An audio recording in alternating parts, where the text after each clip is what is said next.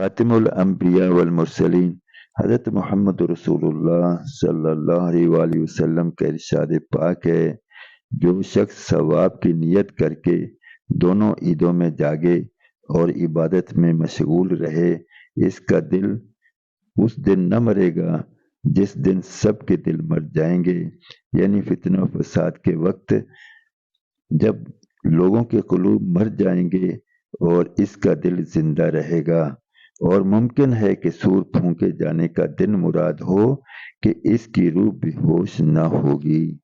ایک حدیث پاک میں ارشاد نبوی ہے، جو شخص 5 راتوں میں عبادت کے لیے جاگے اس کے واسطے جنت واجب ہو جائے گی۔ نمبر 1،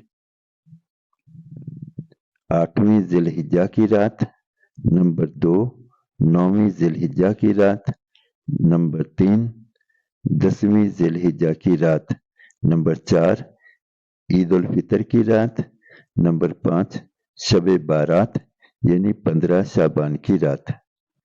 فقہائے کرام نے عیدین کی رات میں جاگنا مستحب لکھا ہے۔ ما ثبت بالسنہ میں امام شافعی صاحب رحمۃ اللہ علیہ سے نقل کیا گیا ہے کہ 5 راتیں دعا کی قبولیت کی ہیں۔ نمبر 1، جمعہ کی رات۔ نمبر 2 اور 3، عیدین کی راتیں۔ نمبر 4، غرہ رجب کی رات یعنی ماہ رجب کی پہلی شب۔ اور نمبر 5، نصف شعبان کی رات۔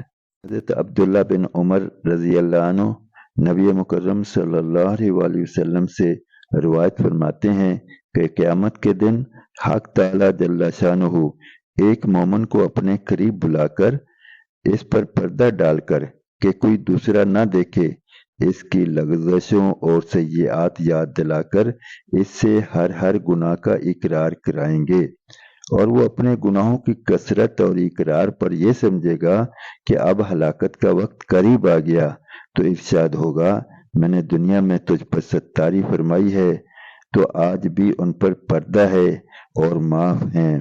اس کے بعد اس کے نیک اعمال کا دفتر اس کے حوالے کر دیا جائے گا۔